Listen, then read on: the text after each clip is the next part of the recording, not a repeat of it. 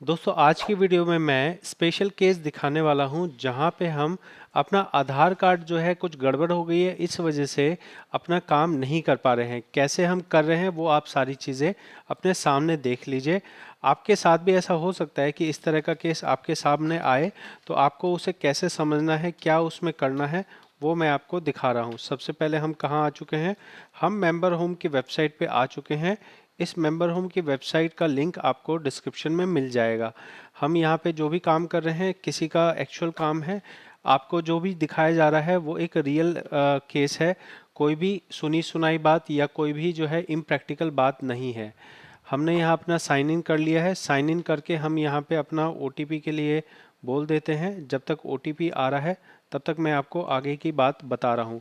आगे की बात सिंपल सी है कि जब भी आपका मान लो जो आपका आधार कार्ड है, अगर आपने अपने आधार कार्ड में कोई करेक्शन करी, अगर आपने अपने जो आपका ऑलरेडी आधार कार्ड है उसमें आपने कोई करेक्शन करी, तो पीएफ ऑफिस क्या करेगा, पीएफ ऑफिस आपके आधार कार्ड जो फीड है उसमें उसको इनवैलिड घोषित कर देगा।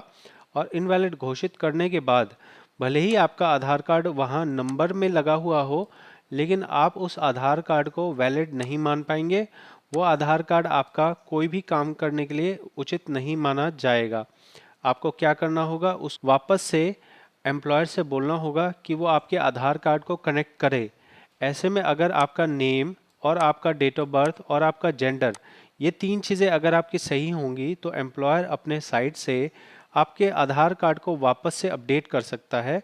और अगर आपका नेम या डेट ऑफ बर्थ या जेंडर आपने चेंज कर लिया हो, तो आप इसमें क्योंकि ऑनलाइन लॉगिन कर पा रहे हैं, इसलिए आप ऑनलाइन ही जॉइंट डिक्लेरेशन फॉर्म भर सकते हैं। ये ऑनलाइन जॉइंट डिक्लेरेशन फॉर्म किस तरह भरना है ये हम आपको इस वीडियो के अंदर दिखाते हैं। फिलहाल हम यहाँ ओटीपी एंटर करते हैं। फिलहाल हम यहाँ पे कैप्चा कोड एंटर करेंगे और कैप्चा कोड एंटर करके हमें गेट आधार ओटीपी करना है। इस तरह का लॉगिन नॉर्मल नहीं है, ये लॉगिन इस तरह का स्पेशल लॉगिन है।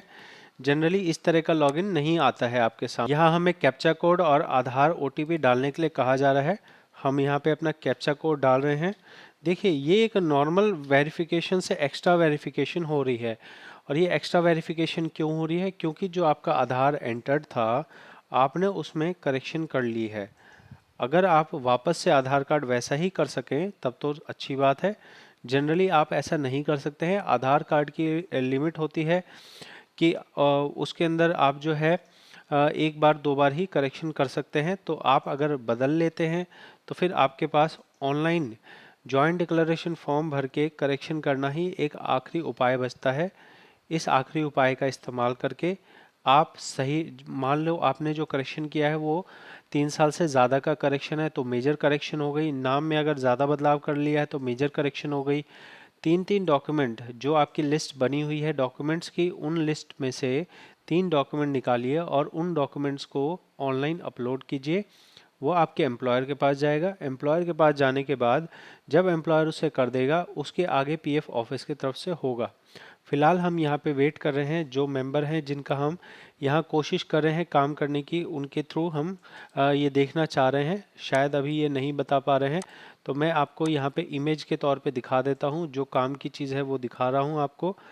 जब आप फॉर्म भरने जाएंगे इस तरह का आपके सामने एरर आएगा, please update your latest Aadhaar through your employer unified portal. ठीक है, तो यहाँ जो आपको एरर आएगा उस एरर का सिंपल सा उपाय ये है कि आज के टाइम पे आप लॉगिन कर पा रहे हैं तो आपको जाना है मैनेज पे।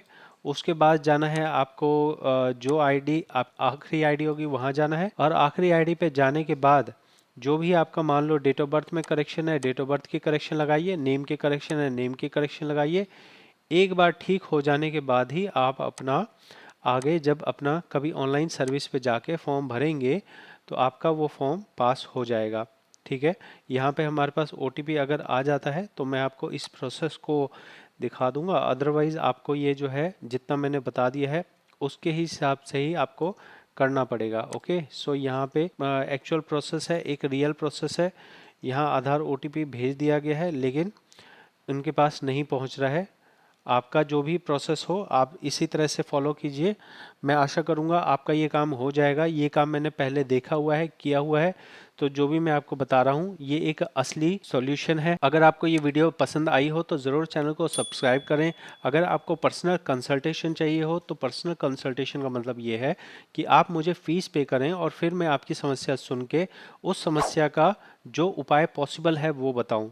ऐसा नहीं है कि आप कोई फ़ीस दें और मैं आपकी समस्या को गायब कर दूं। इस तरह की कोई सर्विस या कोई पावर मेरे पास नहीं है।